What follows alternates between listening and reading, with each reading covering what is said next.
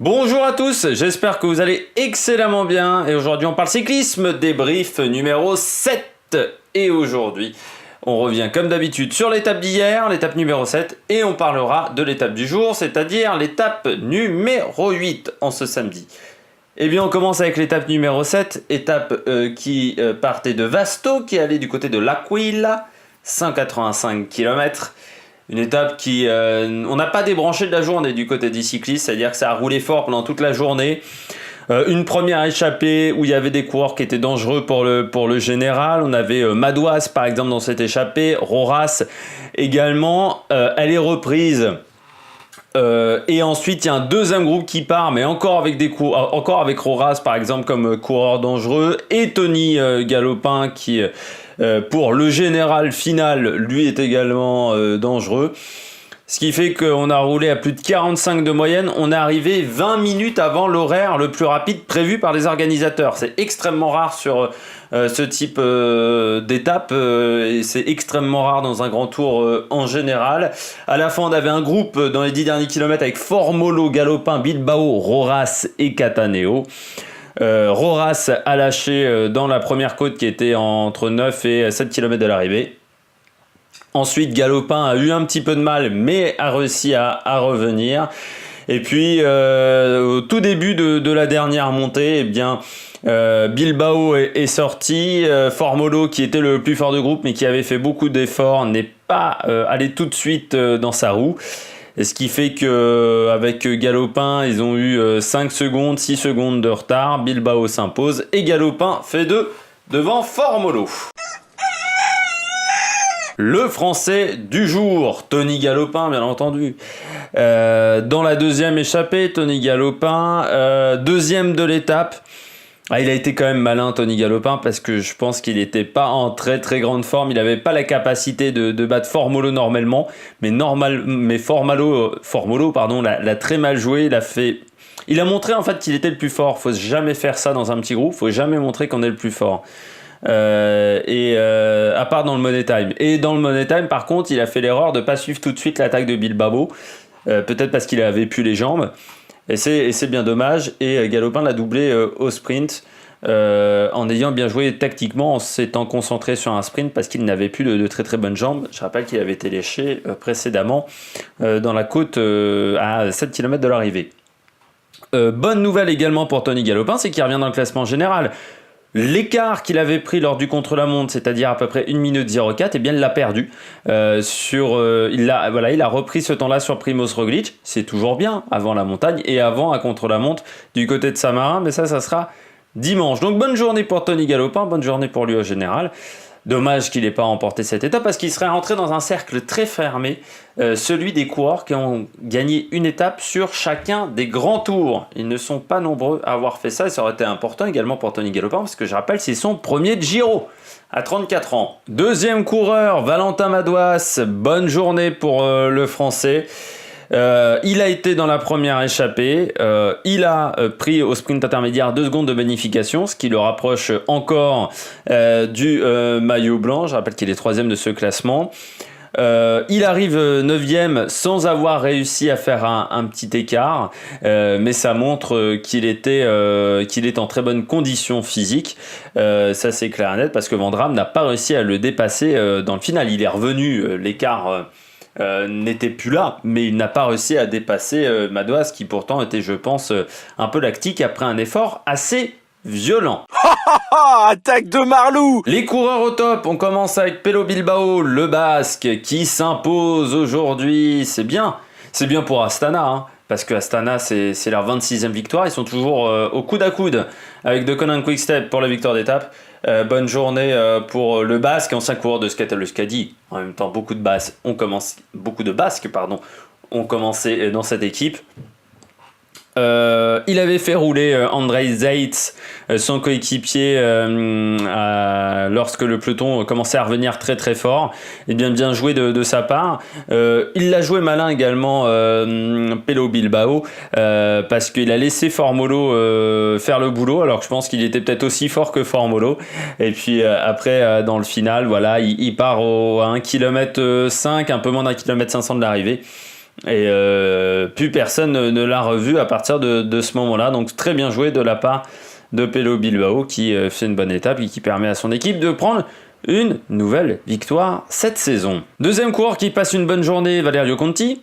Alors certes, il perd un peu de temps sur Horace, mais il garde quand même une avance confortable, on va dire, avant le contre-la-montre de dimanche. Je pense qu'on ne pourra pas lui reprendre le maillot rose avant cette journée de dimanche. C'était pas une journée facile, il a dû mettre son équipe à la planche régulièrement, Conti, avec une première échappée qui était très importante. Une journée à plus de 50 à l'heure, mais il a plutôt bien résisté, alors qu'à un moment il était en difficulté, on va dire, pas en extrême difficulté, mais un petit peu en difficulté quand même. Surtout qu'il n'a pas été aidé, que ce soit par d'autres équipes de leaders ou par les adversaires qui se sont tous décidés à attaquer à des moments différents. Donc l'Italien a plutôt bien résisté aujourd'hui. Les bonnets d'âne, on commence avec Primož Roglič. Alors c'est pas lui en particulier, hein. Primož Roglič a plutôt passé une journée tranquille, mais il a perdu un de ses lieutenants, Lorenz de Plus, qui avait fait un très très bon contre-la-montre hier, qui avait été surtout intéressant, on se souvient, lors de sa victoire autour de l'UAE, vu qu'il avait fini 9e, Lorenz de Plus. Donc c'est un lieutenant important de l'équipe qui s'en va. Difficile, hein, certainement malade ou blessé, pris dans une chute, mais c'est un coup dur pour Primož Roglič parce que c'est un coureur important pour la semaine prochaine et bien entendu la dernière semaine de course. Et perdre ce type de coureur, ça met jamais en confiance dans l'équipe et ça peut mettre des doutes, pour le leader. Ensuite, Fernando Gaviria, abandon aujourd'hui du coureur colombien qui n'a pas été transcendant sur ce Giro. Alors je l'ai parfois mis dans les plus, mais si on prend son bilan, au final, il remporte une victoire, mais sur tapis vert, et ensuite, il n'a pas remporté de vraies victoires.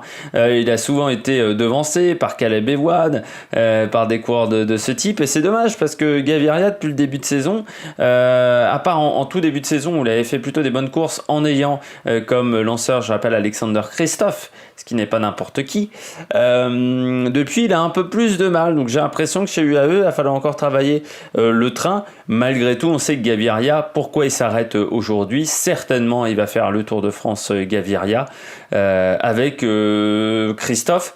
Ça, c'est une certitude. On n'arrête pas un grand tour au bout de 4-5 jours en étant plutôt en forme. Il était en forme, Gaviria, sans avoir une idée derrière la tête. Et c'est vrai que c'est une possibilité d'aller sur le Tour de France, en sachant qu'il n'avait que très peu de chances d'aller récupérer le maillot cyclamen à Pascal Ackermann. Ce sont des coureurs qui ont le même profil et surtout qu'il avait une équipe qui maintenant allait se concentrer sur la montagne. Dernier coureur bonnet d'âne aujourd'hui et un peu de surprise, c'est Diego Ulissi, le coureur italien qui perd 8 minutes 34 sur l'étape du jour et se retrouve à plus de 13 minutes au général. Donc le général pour lui c'est fini. Je ne sais pas ce qui s'est passé pour lui, parce que j'ai pris l'étape un petit peu tard. Faut dire, j'avais pas prévu que les coureurs arriveraient aussitôt. Donc normalement, je me dis sur ce type d'étape, les 70 km surtout allaient être intéressantes. Eh bien non, tout s'est passé avant. Donc je suis arrivé et il restait déjà plus que 40 bornes. Et je ne sais pas ce qui s'est passé pour Diego Ulissi, voilà, qui perd 8,34. Fini pour lui classement général, alors que je pense que c'était le leader du team UAE. Pour le classement général, c'est pas Conti, donc ouais, dommageable. Alors est-ce que c'est le rythme de l'étape où il a dû rouler pour Conti, mais bon, normalement tu te démerdes pour pas faire rouler ton leader sur ce type de journée, donc je ne sais pas ce qui s'est passé, mais forcément c'est une mauvaise opération pour lui. Après, ça lui donnera peut-être des possibilités pour partir en échappée dans les jours à venir, parce qu'avec 13 minutes maintenant, donc 8 minutes de retard sur les leaders, il n'est plus dangereux. Voilà, pour un Primož Roglič ou pour un Vincenzo Nibali. Vous avez bien compris que hier il s'est pas passé grand chose sur l'étape, on va pas se mentir.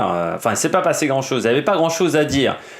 L'étape a été animée, 50 km/h de moyenne, c'était même une étape, 45 km/h de moyenne, pardon, c'était une étape qui était plutôt très intéressante à suivre, mais entre les leaders il s'est pas passé grand chose.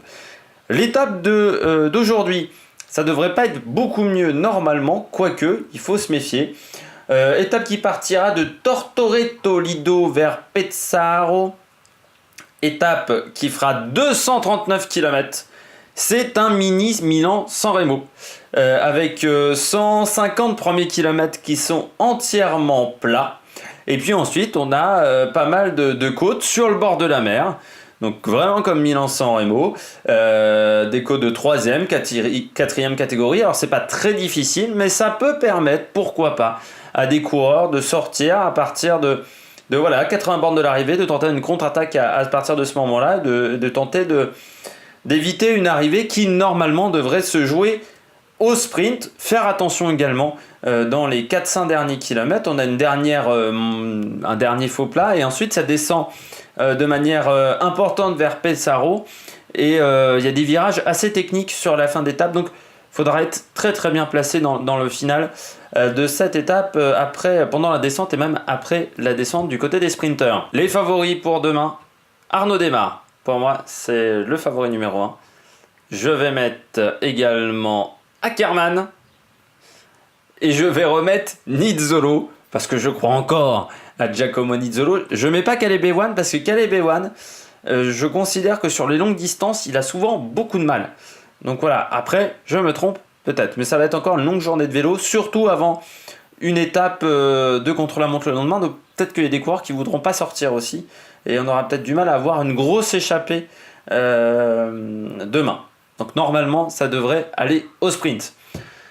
Eh bien, on se retrouve dès demain pour faire le débrief de cette étape numéro 8 et pour parler du contre-la-montre de Saint-Marin qui devrait permettre de voir les leaders se battre encore pour gagner du temps au général.